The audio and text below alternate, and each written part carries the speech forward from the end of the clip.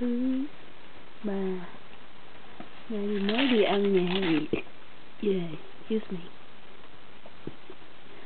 Nadia với lại bố mẹ Nadia tặng quà cho Nadia, giờ Nadia lột ra hết luôn.